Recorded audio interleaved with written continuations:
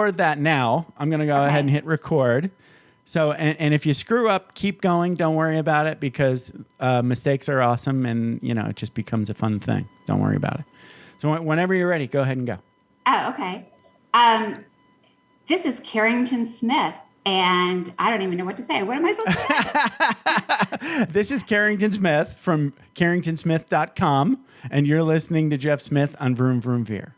Okay. Okay. Take two. Okay.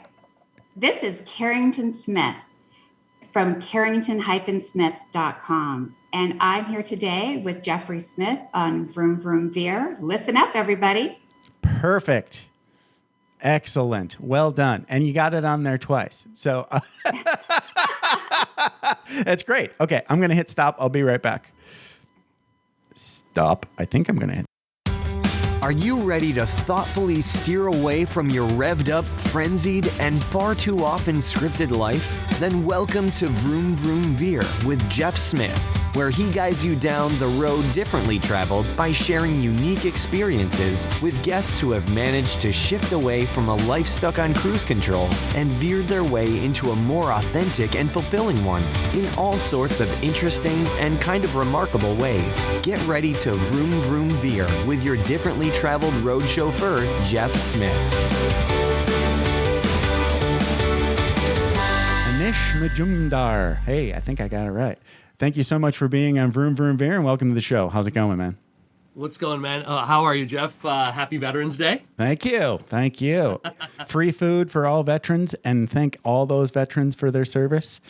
It was awesome. I'm mostly drinking beer and eating wings on beaches. That was my life in the military. Ooh, wow. Really rough duty. Yes. Really rough duty.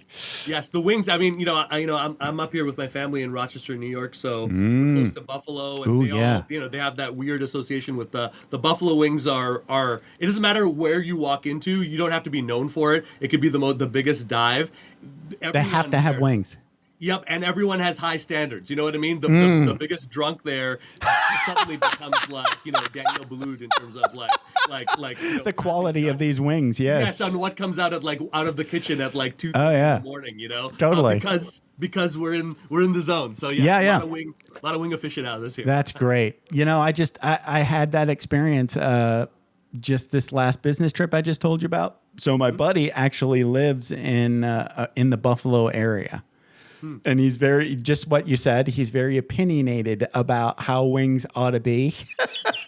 He's like, these wings are good, but it's not crispy, right? It's like they did not get the crispy. And I'm like, okay, sauce was good. Yes. Wings, limp, weak. Like, okay. And he's so right. I think the first time I had buffalo wings was in Florida, of all places, but they were crispy.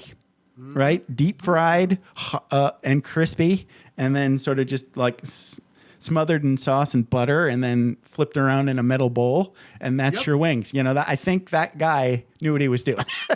It's really true. I do think in some ways you're cursed. Like New York City, like they have that with the slice. Montreal, which is where I was born and raised, the bagels. There's a huge battle with bagels. There's two specific bagel places where you have to you have an allegiance with them. I think it's sure. It's interesting. Food and identity I think go kind of hand in hand a lot. Yes. That stuff. Yeah. I've learned that when it comes to pizza, right? Or, whatever your favorite food is when you grew up. If you bring somebody that didn't grow up there and say, this is the best pizza ever, you should have some, they won't like it. Because they like their hometown pizza, right? Yep. You're right. You're walking into a little bit somebody else's hometown. It's more about nostalgia than actual, maybe it's objectively okay to anybody else, but to you, it's like your childhood pizza, right? So that's right. Yep. It comes backloaded with your history, your journey. So you could even be eating, I've got friends who, God love them, they'll have spam, and I'm like, okay, I know that what you're eating there, the taste buds are not, it's not just the horrendous awfulness that you're eating. It's memory. It's memory. Like Exactly. love. Yes, it's family. Yeah. It's the time you spent with your brother. Right. Totally. Like that's what you're eating. Because I'm not tasting any of that. Right. Yeah. No. I'm getting It's none just of it. gross. It's just gross. It's totally gross. Yeah. I get it. Yes. The spam musubi of Hawaii, right? Exactly. Okay, so we're getting way deep in the Matrix, so let's talk about the Matrix. So later on, not now, but later on, before we quit, we're going to talk about a story, and it's related to the Oracle and the Matrix. And I can't wait. I've not heard the story, but I'm looking forward to it. So let's go back in time and talk about where you grew up. Where did you grow up? I grew up in Montreal, Canada. My parents... Nice. They had moved there from India in the late 70s. Okay. And I was an only child for 7-8 years. My younger brother, who would say that I maybe never lost a little bit of that older, brother blitheness in terms of walking through life. But, it's interesting. We were kind of, I guess, a well-to-do family for a while. And then, my mom... the passing of her father, my grandfather, kind of triggered a schizophrenia in her, which wow, and for the better part of like 2 decades, essentially, looking back on it, the craziest thing wasn't that, because there's many families out there who have loved ones dealing with that. Yeah, we did not tell anyone. We did not. Our way of dealing with it was. No one ever came to the house. I had no friends who were close enough to go in. I would never want them to. It was not even verbalized. It just huge portions of my life, my father's life, my younger brother's life were shut down. And meanwhile, what's going on is she's kind of going through the institutions. She's coming in and out, and we're learning that basically, there's no real solution here. So that's all. So all of this was going on, and for me, the thing that broke me out of it. Not career coaching. It was acting. Oh wow! The stage and Shakespeare and later, film and TV in my 20s. Holy cow! Yeah, that was for me, for a shy kid and an introverted kid. That was the moments where I realized, like, hey, all of this pent up anger and dissatisfaction and growing truly. Huge chip on my shoulder against all authority, which absolutely persists to this day. All of that there's a way that I can channel that through the lens of characters towards something larger. I can take all of this and actually utilize it. So the acting path kind of took over while I was doing that, and just to sort of. So you did that like professionally too? I did, yeah. Oh, nice. That's a tough path. By the time I was a senior in high school, I missed the majority of that year touring with the Shakespeare in the Park Company across the U.S., across Canada. Wow. Learning with older actors, kind of getting into the life, trying to understand in as realistic a way as possible. Like what this job is going to be like. Yeah. What is it going to be? I would say it's probably, to people who are listening right now, anyone who might be looking for a job right now, the actor's life is that times 11, because every role, because there's no real power in it as an actor until you get to the highest level, there's no momentum, which means that I can hire you. You have an amazing role. You deliver the performance of your life. But the day after you're done, you're back to square one. You need to prove directly from there, right? And so that's you're true. Getting rejected. Yeah, you're getting rejected 99% of the time. Right. You've got to figure out, why are you doing this beyond the payoff of anything, including the role? There has to be a reason to keep you going.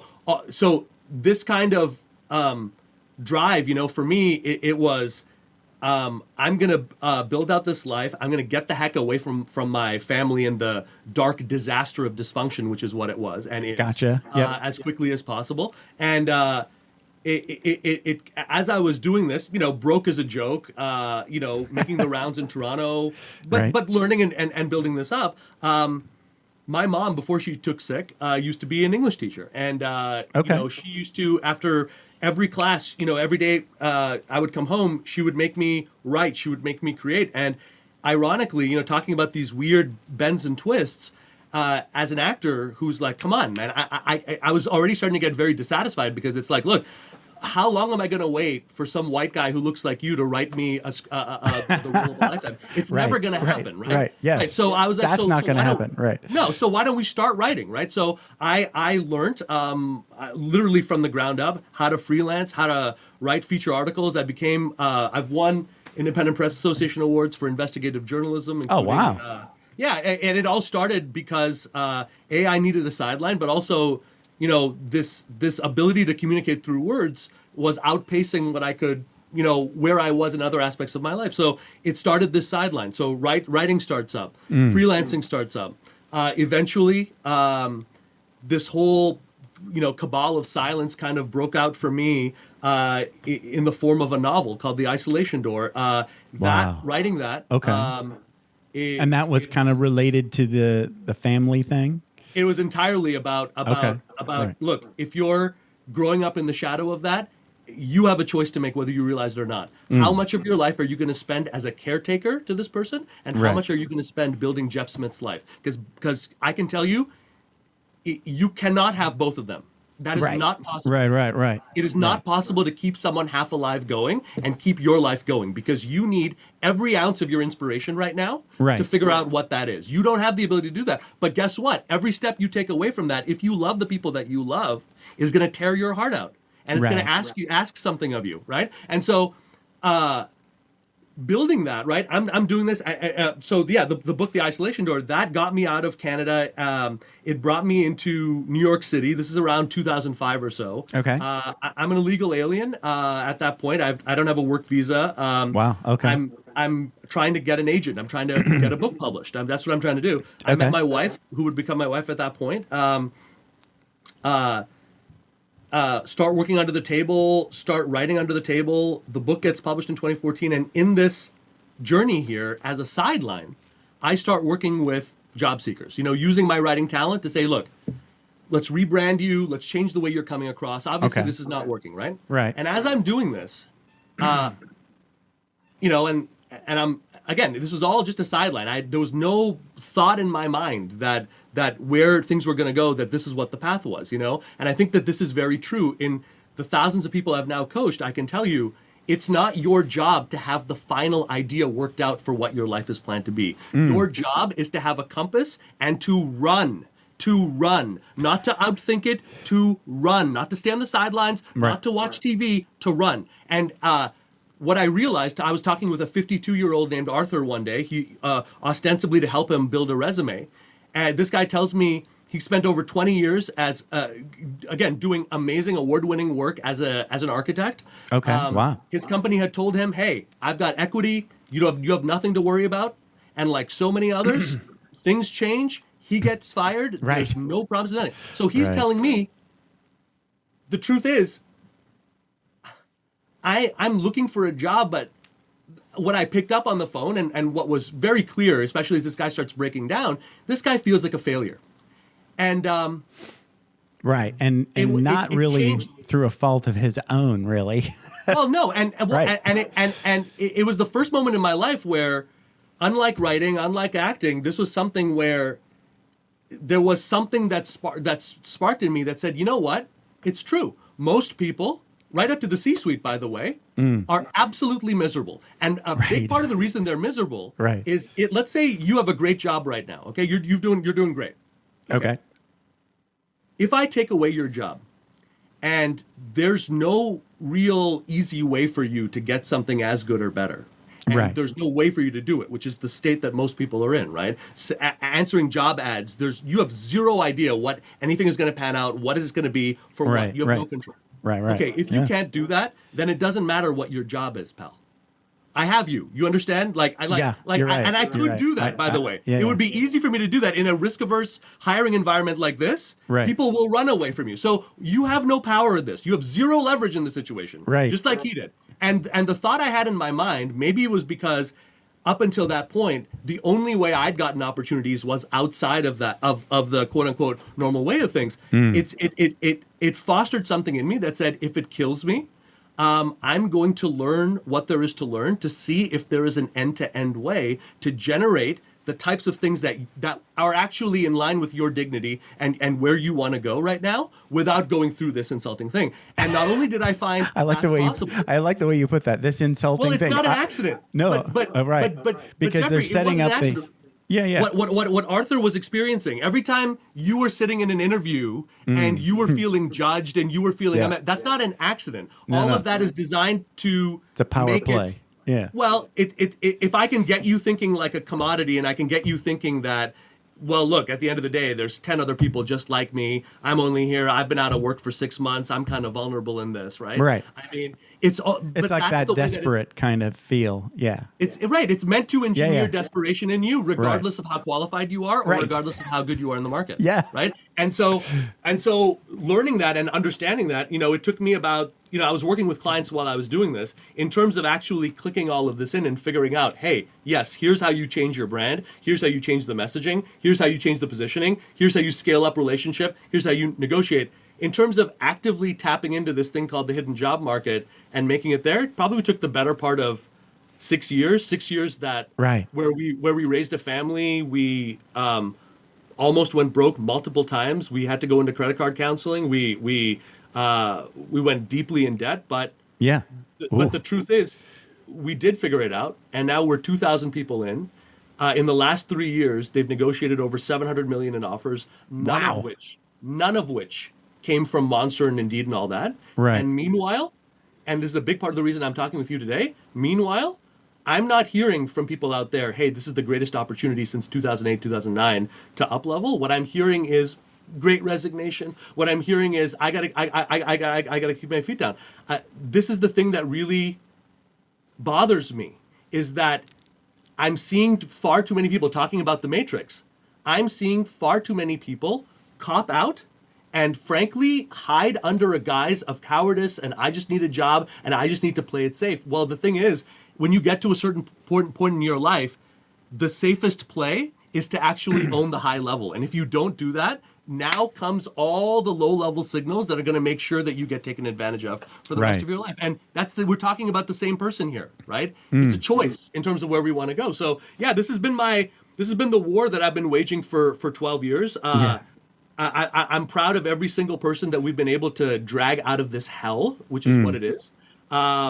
It's not for everyone, but then again, look at those movies. They were not saying that everyone should have been broken out, did they? They were not saying that everyone should have been Neo and Morpheus and Trinity, did they? They said most people couldn't. Most people did not have the ability. I remember that. Yeah, they're too like stuck in the Matrix. Right, and I would imagine if they're listening to your podcast and they're hungry to actually do something differently. Yeah. I'm talking to the 1 out of those 10, or maybe the 1 out of those 20, or 1 out of those 50 who still feel the way that I always felt, which is that they want to wake up. Shouldn't your life? It's not just about money. I mean, money for sure. That's what this show's about. Yes, it should be more about eating chicken wings. It should be more about spending time with your loved ones. It should be more about feeling abundant. Feeling abundant instead of scarce, you know what I mean? Like, so like journey. Me personally, there's a couple of things I wanted to relate. So I think you'll get a kick out of them. So I'm trying to get. So I went in like a little bit of my backstory for some context, but I'll start at the story, right? So I went in for an interview, right, to work at a IT job in a school district in Southern California. Okay. And so the interview I thought was strange and I blew it. That's what I felt like. Yeah, they didn't like me. Right. I got that feeling. It seemed like the people that I was talking to had nothing to do with IT. And that is usually like sort of like a red flag for me that I probably don't want this job. So then the next red flag was then they gave me this task that was really dumb, and I failed, and I was actually like really happy that I failed, because in my mind, as I was failing this really dumb task, I was like, any computer person that asked me to do this as a condition of employment, I don't want to work for. Have you ever had right? So no, I mean, absolutely. But absolutely. Now I'm going to give you context about why, right? Because most people don't have that sort of like Like I was at that point in my life using these interviews as I'm interviewing them. Is this a place that I legitimately want to work? And the answer was no twice, right? So that was good, right? It was a good thing to fail that interview. But it's not to interject, but please. What you're saying is very it's very many people have experienced it, but I want to call attention to something here, which I think is very very please. clear.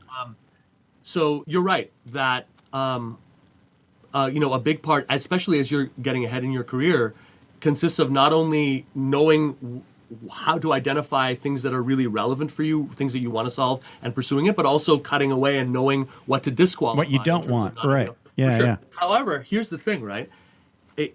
Part of it is this, but the other thing is, I want you to imagine, when I was in grade 5, the first school dance I ever went to, the teachers brought us out, all the boys on one side, all the girls on the other, and all the teachers in the middle. They're trying to get us to interact. Right. We both want the same thing. Right. But nobody really knew. There was no intermediary. Now, right. Okay. As a high performer, as someone who can generate your own opportunities, okay, you can serve as an intermediary in one of these situations. Let me give you an example. Let's take this super non-ideal situation you're talking about. Okay, maybe you're right. Maybe the company is wrong. Maybe the way that they're going about hiring you is completely wrong. And maybe the way that they went through this assessment, this one-sided thing, maybe these are all proof of it. Maybe. Right. But maybe not. Maybe let's just do devil's advocate here. Maybe this is a company that wants to grow, and here's the thing, okay? Right. IT, what you actually are responsible for is not technology, not at the high level. Right. If I'm talking about an IT manager, you can have a 3 to 4 page resume listing your tech skills because you execute. If we're talking about a CTO, you're a strategic partner to the business, and you can get away with a 1-page resume that has zilch in terms of tech. Why? Right. Because I know you have tech. I'm not interested in talking to you on tech. And also for you, it's not your job to only be talking with IT people. Right. It's your job to be able to understand, okay, in that interview, it's not my job to come up with the best answers. I have one goal. Through my questions, I need to direct this to find out what is really going on. What is actually driving this hire? If I assume that every job posting is a complete lie, then I have to know what the real pain is, because otherwise there's no leverage for me to actually move this to an offer. So if I take more of a challenging approach when I get these questions, if I take more of an approach of, hey, what's the relevancy here? Let's talk about, I don't want to just talk about what happened 3 years ago. Let's bring this into what you guys have been experiencing. That can be a very powerful way to start sending different value signals here. And I see this in IT and tech all the time, because a lot of people, they got to their place through, with all due respect, excessive compliance. They spent way many tests, but you're not going to get to that high stage being like that. We don't want a yes man running our tech thing, okay? We need someone who has the balls to say no to us, for example, when we need to. And that needs to be demonstrated in the interview. Here's another thing. What is your criteria of what you're looking for? So if I'm saying, like, look, they're making me run through these tests and these assessments, fine. That doesn't make any sense, fine. If I can A, move the conversation into the strategic pain, that's something that'll help. And B, if I don't want to take these tests, that's fine. But what's the alternative? The alternative would be to look at this and say, okay, if I don't want to take these assessments, then as the expert, as the person who has 6, 7 offers in front of him, who is solving this type of pain, full-time, part-time, in however I want to structure it, right? How do I want to spend this time? Maybe we want to spend this time actually assessing the situation. So based on what's here, let's dive in. We're solving IT. Tell me about what the current state of IT affairs looks like right now. Tell me about what the next goals are in the next 3 months.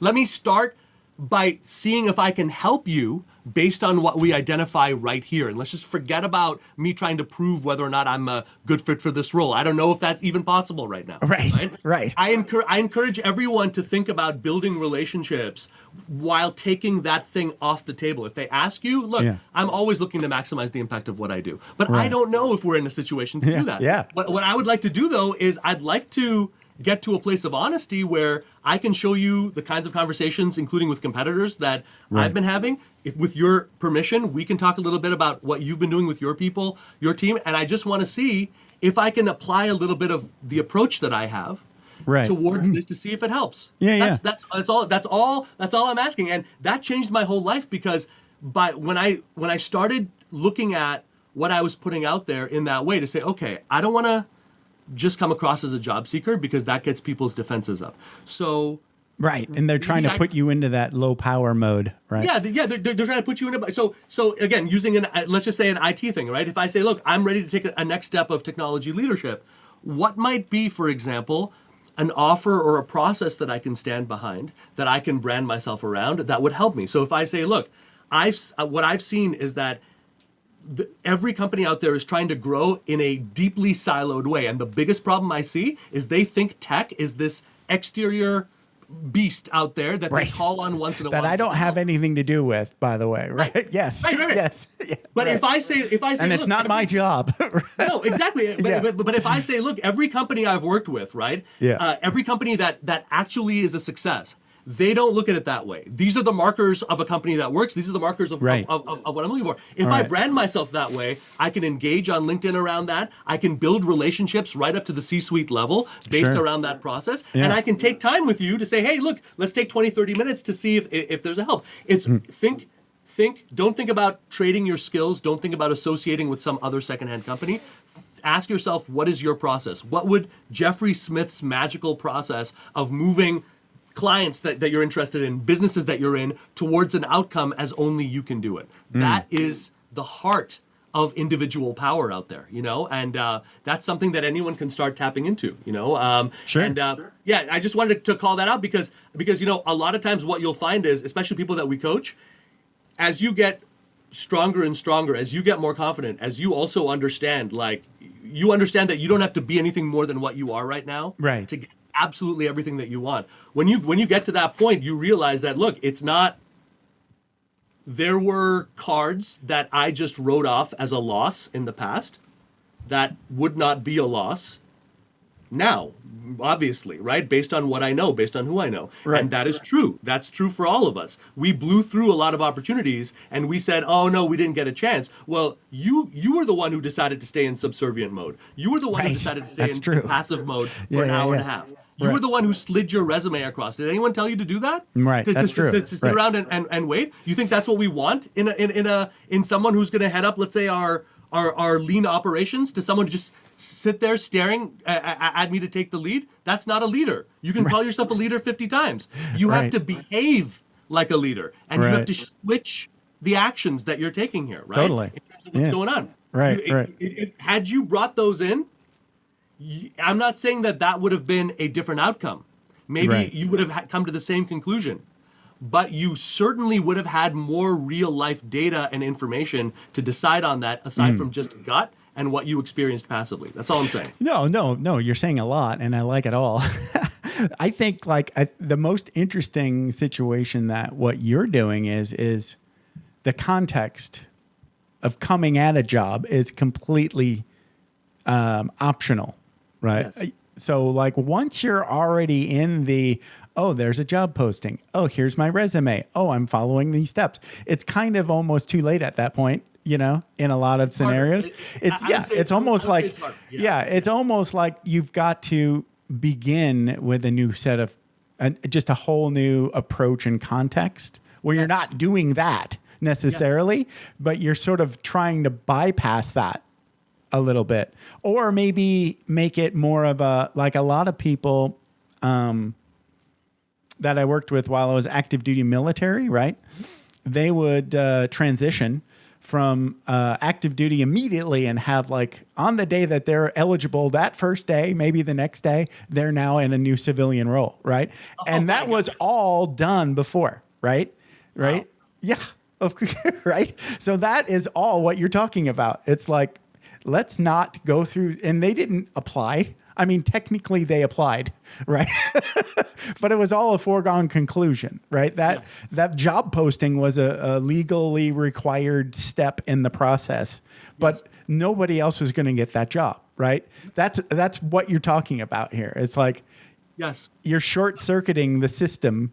And the only reason the job posting is going out is because there's some federal law that says it has to. But we've already identified the guy that's going to get it. or it's or as is oftentimes the case, it's they've been trying to solve it, so it's a pain that's been there for a while. Maybe they've even tried to hire, it hasn't worked, and so So you're just dealing with less of an ideal situation. You can still, everything we're talking about here, all the same principles would apply, right? Even if we've worked with people who they've walked into a very one-sided interview, right? And they've had maybe a 5 or 6 minute opening in terms of redirecting the conversation, right? But if you understand what to do in that, if you understand what your goal is, which is to identify those 2 or 3 elements of pain and not let them off the hook for that, especially at the beginning, then you can demonstrate the value by how closely you hold their feet to the fire, And the same thing is true, with what you're saying here. I know it's hard to make decisions as though you had already attained what we're talking about, right? Which is in some sense what we're talking about. But what the image I would have, what simplifies it, it's kind of like a date in some sense, okay? So let's say I'm single, I'm gonna go, or let's say I'm your wingman, I'm getting you out there, okay? I love it. What most people, what we learn through that process, and ideally what we learn is that what you don't want to do is you don't want to, even though this might be the first thing on your mind, you don't want to sit down and be like, boy, I'd love to sleep with you. You know what I mean? I would really, really enjoy doing that. But that's what we do. Right. But that's what we do when we don't put any effort into anything, like in terms of how we're coming across, what we're doing, what we're after, why we want it. When we just do it, what is someone supposed to think?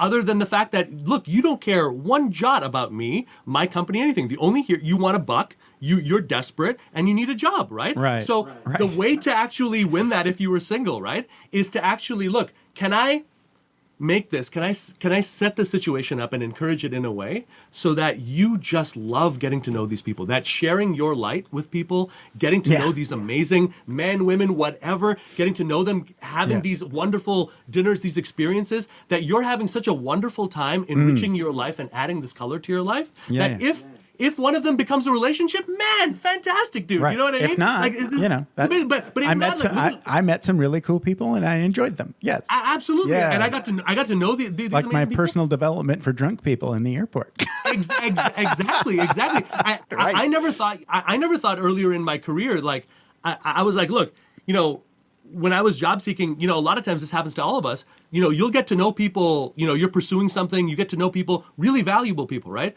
It doesn't work out. Maybe you get rejected for the role. Right. Now all of a sudden you feel awkward. All these, but those relationships in the net aggregate for your career are probably going to be more valuable than the role itself, right? So so if I go through any hiring process and I make it clear, right, as we do it, if I make it clear to you, Jeffrey, there's a value that I see in this relationship. There's a value I see in what I'm hearing from you that goes far beyond this role. And with your permission, if it's okay, is it all right if we stay in touch afterwards, right? If I can, small things like that, right?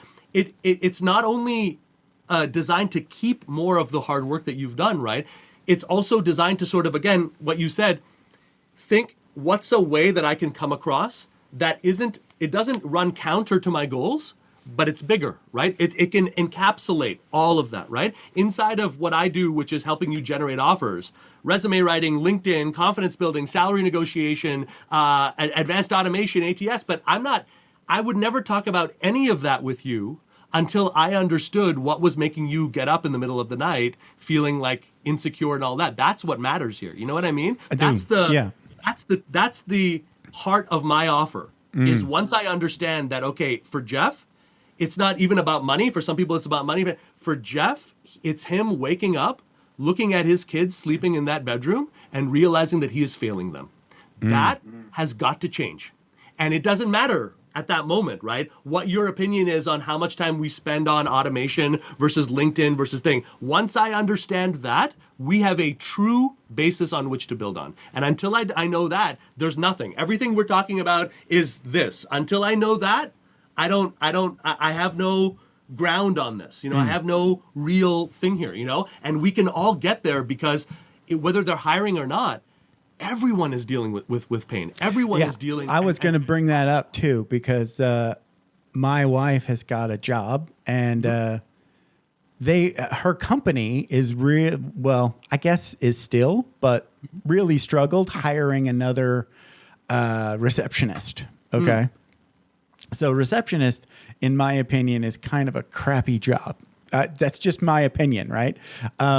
Because I think, and I kept trying to tell this to my wife, and obviously she's not in a position to do anything about it, right? But I think I want to make a couple of points before I get too down in the beans here and the rabbit hole of it's a receptionist job, and I think that's kind of dumb. But my point that I wanted to make was the company, right, is having a pain point with this position. It's like they know they need to hire somebody and they can't get anybody. Everybody they interview, they don't like, Yes. And then the person that they actually end up hiring, they like, and she's doing a great job, but they immediately know that it's not a good fit, right? And it's like, so my take was, it's not a good fit because it's a crappy job.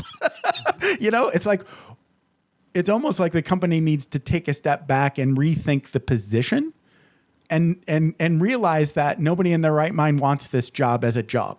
Right? Am I making any sense to you? Yeah. I want to think of it as not just an employee problem. The employer is struggling as well with not really knowing what to do about this problem, this pain. So if you can come in and offer a solution, right, that's creative and not just like, well, that's a dumb job, right? That's exactly. That might be the truth. That might be the truth, that they need to rethink that position. Here's what I found. A lot of times, what you're talking about, the drive for that can come from the hire, right? In other words, there's two people in my team that I trust every single day, Pat and Alessa. Pat runs all of our sales operations. He runs all of our client intake. Major job. So when we started working together, that's not what the job was. When we started working together, I was doing everything. I was doing all the selling. I was doing all the sales calls. I was just feeling overwhelmed, and my wife was, look, he needs a little help with that. The extra calls, the extra people that he can't speak with, he can do it. Okay. The reason we're working together now, the reason we've all become multimillionaires together and doing all of this stuff is because I had problems and I saw it that way. He had the ability to look at those problems, and in us exploring, and I would say for all of us, the best way to find out whether you're going to be happy in a role, start doing the job. You get the job. Get it if you can, and if they're resistant to it, work with that, and see why, and figure. But when it comes to this, right? Sorry, sorry. I just blanked for a second here. Just okay. Refresh my mind. What was I just? You were talking about the guy. You were talking about the guy that you hired, right? Yeah. So he comes in and. Instead of it being like, okay, here are the journeys, and he wasn't taking away from that. He's like, look, I get that, but he won the role by saying, look, you told me, Anish, at the beginning, this is the vision that you had for the company that you wanted to build.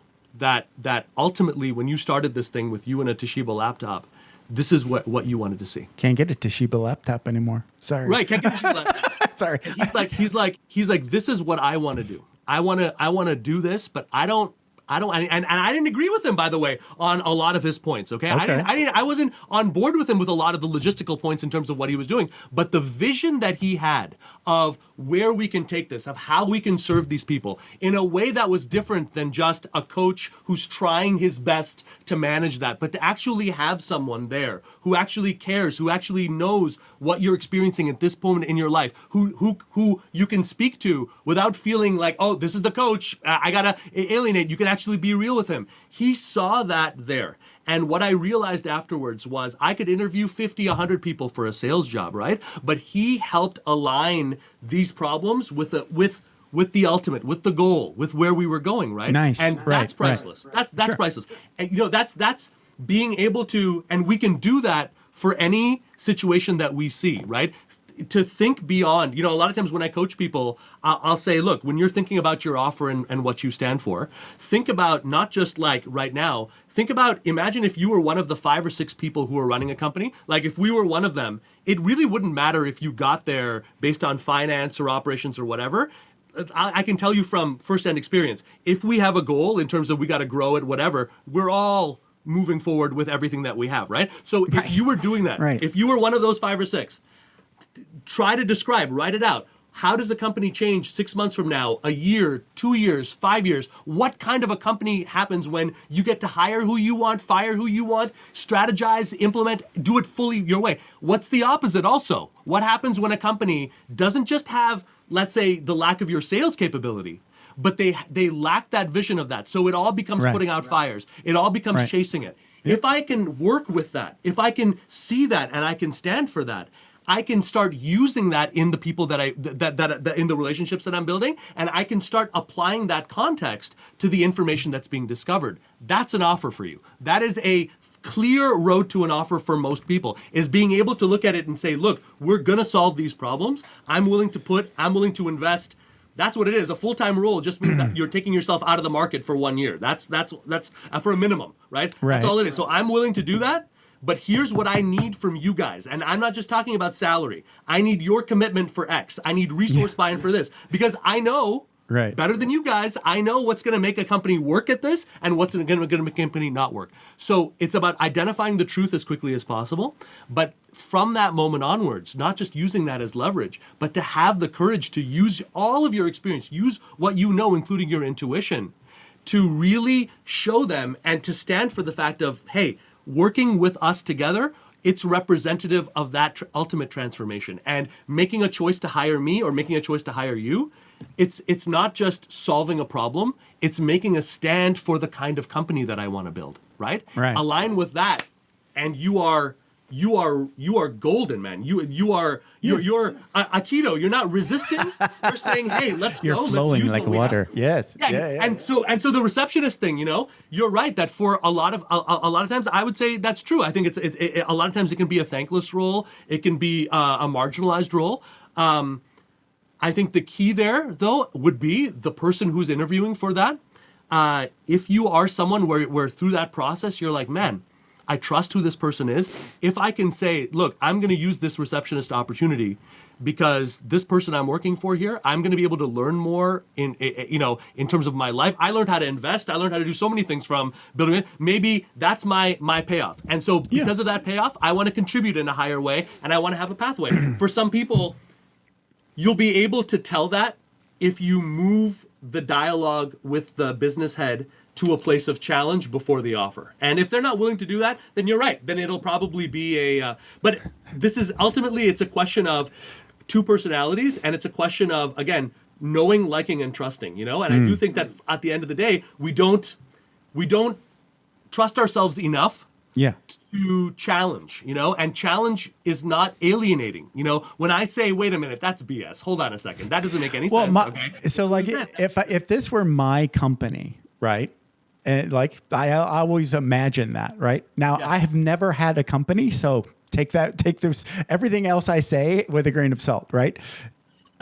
I've never had a company, but if I did, right, and I needed to fill this position, right, I go back to my military sort of experience, right, and I say that receptionist is not a job, it's not a position, it's a duty.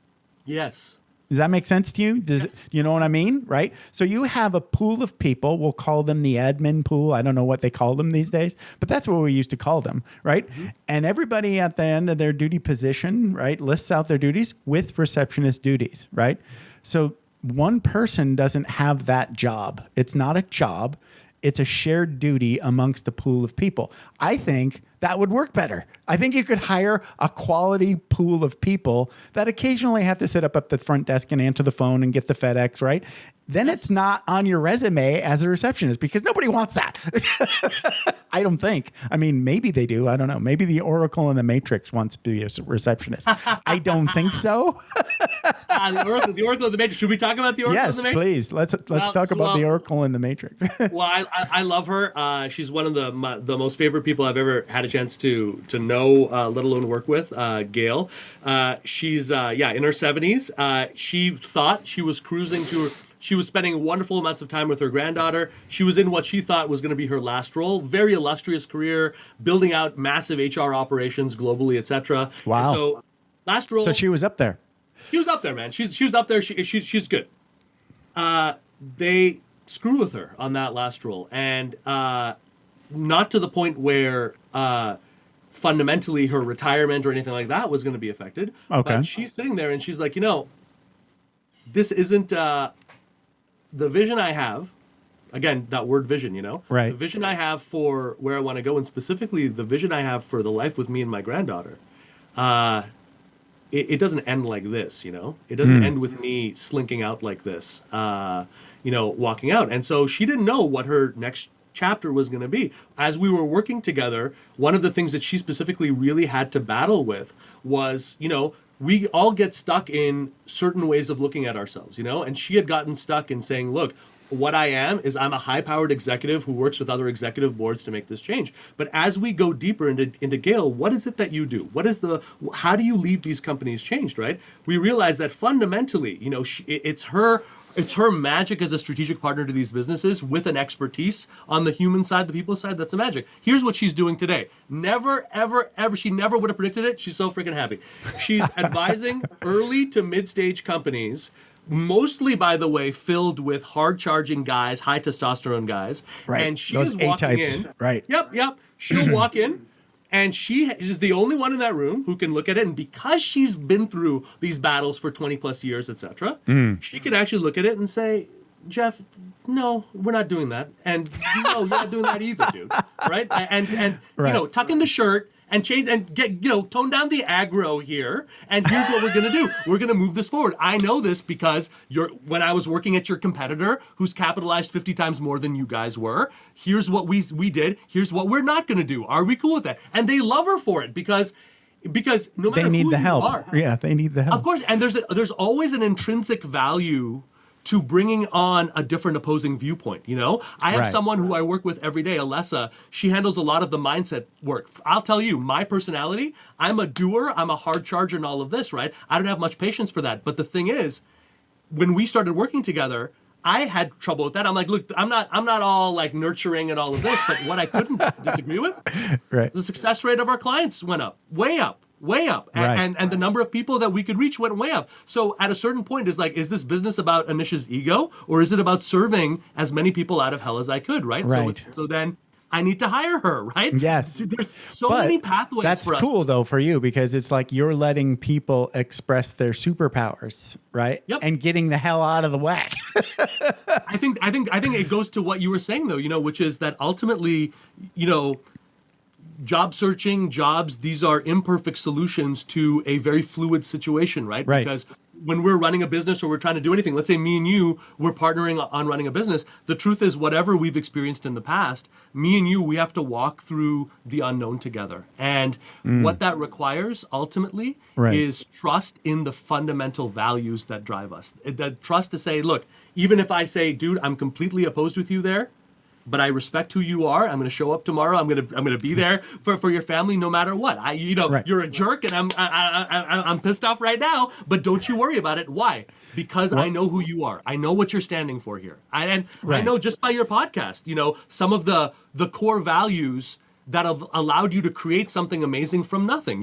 There's something very profound there that's not going to change just because we disagree on who to hire or Right. what's the strategy. You see what I'm Yeah, saying? I think like that's probably something that we all need to relearn is Yes. like you can respect and honor somebody and completely disagree on lots of 100%. things. And that 100%. and not only like is that possible, but it's necessary for you need this what they call a creative conflict where people who look at each other and see each other and respect each other just as humans, right? I look at Anish looks at Jeff and we say, I see you, right? Like we're right. We're in what was that show? Avatar, right? I see you. It's see you, it sounds right? like you're describing my relationship with my wife as well. We're so Right. And now let's fight, right? Now we're going to let's fight. fight Yeah. creatively. We're going to fight creatively and keep that respect. Yes. So Yes. No. You are absolutely right. Sometimes the best experiences we have professionally and otherwise Right. are not in a zone filled with all members of the tribe. Sometimes when you're feeling the right amount of resistance, or when you're like the one critical voice in that room that needs to be there, you'll end up growing and self-stacking on your belief far more than being around 5 or 10 other people who are like, you're great and I think the same way, you do too, so do I. Would not to say that there's not a time and a place for that. There always is. Right. I'm just saying, especially Jeff, look, to see someone like you who you do have that ability to conceive and build something from nothing, and to see it actually nourish and blossom, that capability, that alone is one of the rarest qualities you can have. And I've worked with thousands of people across every industry, but I can tell you, you can't learn that. You can't train that. Right. You know what I'm saying? I think it's you do learn it. It's a learned skill, but you can't train it. You can't educate it. Right. Yeah, well put. Right. Well put. Yes. You just have to sort of like, it sort of like just fizzles around in your subconscious, right? And then you discover it inside yourself, I think. Yes, that's a beautiful way to put it. Yeah, you're intuiting what it is. Totally. Right. Yes. So before we wrap up, and we're getting ready to wrap up because we've gone a little long, but I got a vibe that you were okay with that, so I hope you are. Oh yes. Okay. I hope you are as well. Sir, totally. are the important person. Not at all. The other thing that you said that I wanted to touch on was you were talking about how you started just enjoying that it's not like dating, but the interviewing, and it reminded me of an actor talking about how did he get so good at keeping his acting job going. Yes. I want to say it was Robert Patrick. Mm-hmm. Robert Patrick, the guy that was the liquid metal Terminator 2. That dude has been an actor and around forever. Absolutely. And has kind of like done the roller coaster of fame. And that's exactly what he said. Yeah, like that's exactly what he said. He just decided to enjoy auditioning. Right? He just was like, this is sort of the thing that trips everybody up. I'm going to get amazing at this and enjoy the outcome, whether or not I get the job. Because ultimately, getting the job is not as important, because maybe I'm just not the right fit. I have to check too many boxes. It's not probably going to work most of the time, right? But if I go in there and give my best audition and it doesn't work out, all of these people that are in this room are going to be looking for things and remember that I'm not a shithead. Right? And I'm 100%. Yes. They're going to go, okay, that guy wasn't good for this role, but the next time I see something that he could fit in, I'm calling him because I already know he's awesome. Right? So that it's finding a road where everybody else is approaching it from a place of scarcity. It's finding a way abundant in it. You know what I mean? Yeah, totally. Finding a way to be generous, with your spirit, with I mean, how long does it take to audition? Like an hour, right? I mean, how long does it take less, really? I mean, it'll probably take you 3 hours of bullshit around the 15 minutes that you're talking to the people, right? Right. Absolutely.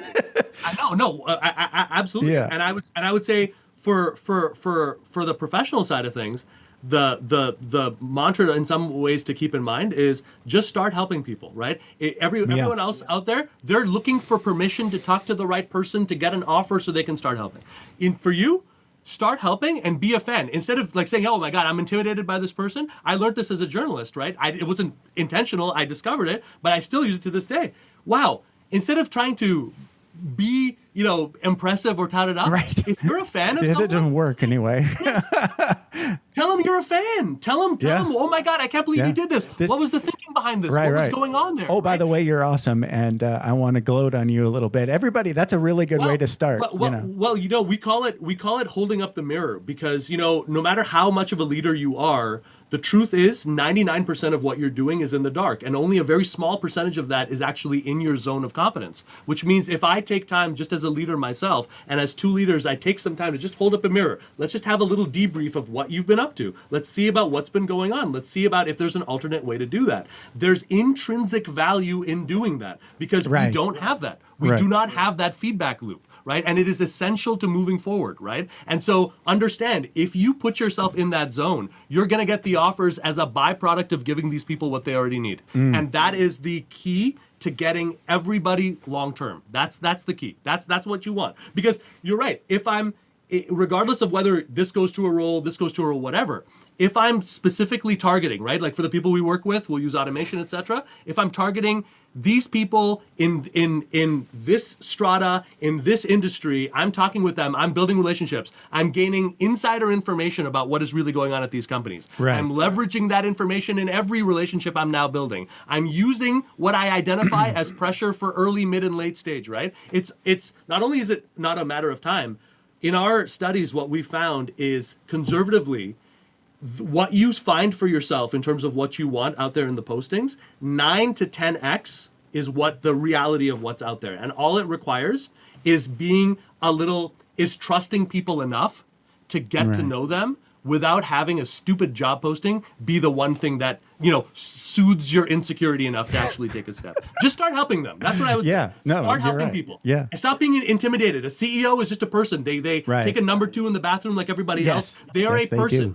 They are a human being. Right. No one's better than you. No one's more superior than you. True. And the scale of the pain right now is so severe that it has distorted and broken down all of those dumb little country club hierarchies. So what are we doing, man? Like, let's go, man. You know what I mean? Now is the time. Like, I truly believe that this is the time. Like, someone like you, your hunger, your light, the career coach in me, I'm like, dude, let's go, man. Let's go. It's time to get rich. Time to get rich. I smell money and success here. You know what I mean? You've already done the hard work. We're just talking about leveraging. That's all. I get it. Get the bat signal out there. It's fun because I know you probably so maybe we should stay in touch. So, but I'd love to. I'm in like a weird space where I'm getting ready to quit my job. So I want to be like one of these retired people. Yes. But so we've been doing this financial independence retire early thing, right? I don't know if you've ever heard of that. So once you hit this particular number, right, you don't really need to work anymore. That's the idea, right? I'm assuming that I'm probably going to get bored at some point. Just because helping people is fun, right?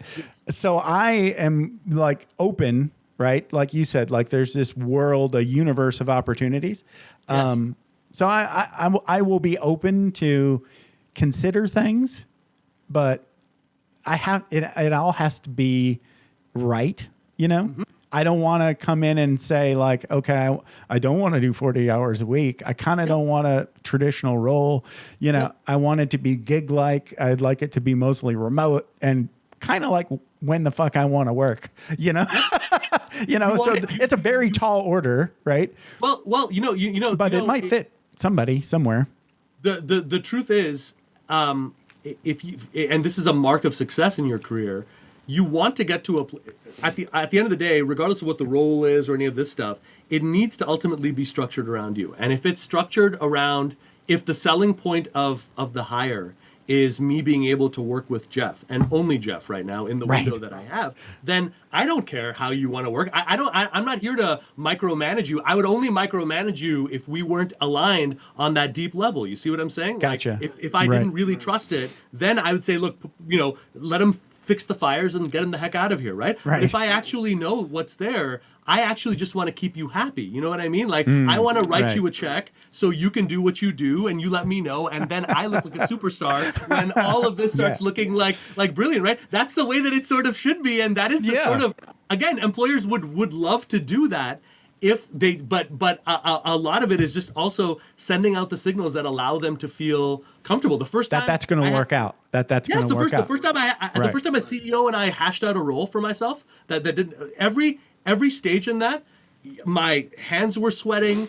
I was like, I'm going to screw this up. I'm going to say something. And it wasn't even after I had accepted that role, there was a part of me that was like, I can't believe this, because it was the first time in my life, like proof positive that it said, okay, like there really is true this much abundance out there, that we really do live in a place where the number of people who need your help like, you, sir, are the valuable thing here. You are the one. There's only one of you. There's only a finite amount of time. And by the way, what you described, right, professionally, in some sense, I would tell you that this is one of the optimal times to look at what's there, because you don't have the thing breathing down your neck, right? You're not like a zero pressure, right? Exactly. But that's sometimes where I've seen the most interesting outcomes come about, is when someone's like, all right, dude, I've you're like Russell Crowe in Gladiator. You've gotten out of the main rings there. Exactly. You know what I'm saying? No, totally. So I mean, like, worth my while here. Step one is like when I stop working, right? And my wife has already sort of committed to quit like this summer. And then we can go out and travel and camp and screw around, right? Both looking forward to doing that, right? But still, like, I think we're both like thinking that, gig work, here and there, maybe take a side gig, maybe just work during the winter and the fall. Whatever it turns out, the first thing I'll do is when I'm home and I'm doing nothing, I'll do more podcast recordings. Now I pay to do these, right? This is what I like to call a very cheap hobby, right? It only costs me about $1,000 a year and my time, right? So I have that. I'll have more of it later, right? So that will be a thing, right? I'll be able to meet more awesome people like you, and maybe that'll be enough, right? I don't necessarily need more money. Maybe I just get to meet more cool people. And maybe we'll just start drinking during the podcast, and we'll call it personal development for drunk people.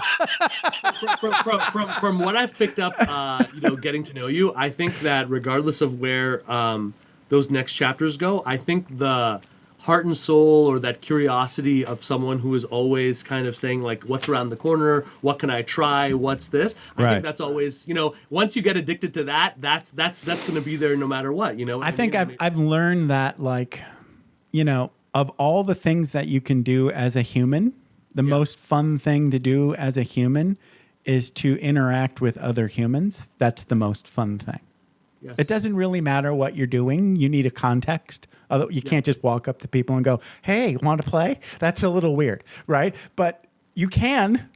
You just have to have a context, I think that is. And you're gonna end up helping that person, No, agreed. And, we get older, and we think that we're not still, the kids in the sandbox who are like, and we forget that, you totally are. Really alive, right? I've figured this out. That like a human could live to 1,000 years with technology in the future. That human will still be a child. Yes. 1,000%. And I mean that literally, because the universe is really old. Yes. So relatively all children. Yes.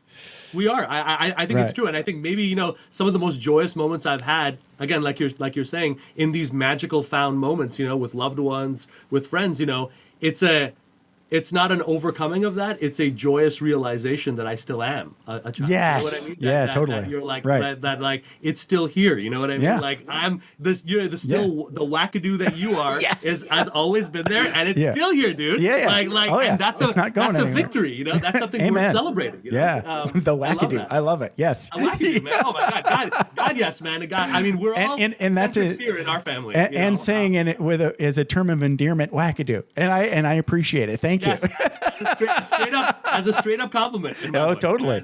Yes. All right. So you are Anish, and you are at Hello Anish. I wanted to say that a couple of times. Hello Anish. HelloAnish.com. So let's all say that together. HelloAnish.com. Anyway, so talk a little bit about how people can get in touch with Anish Majumdar. All right, I think I said it right. Well, there's one specific. There's actually a link that I want to share if you're okay with it. Yeah, of course.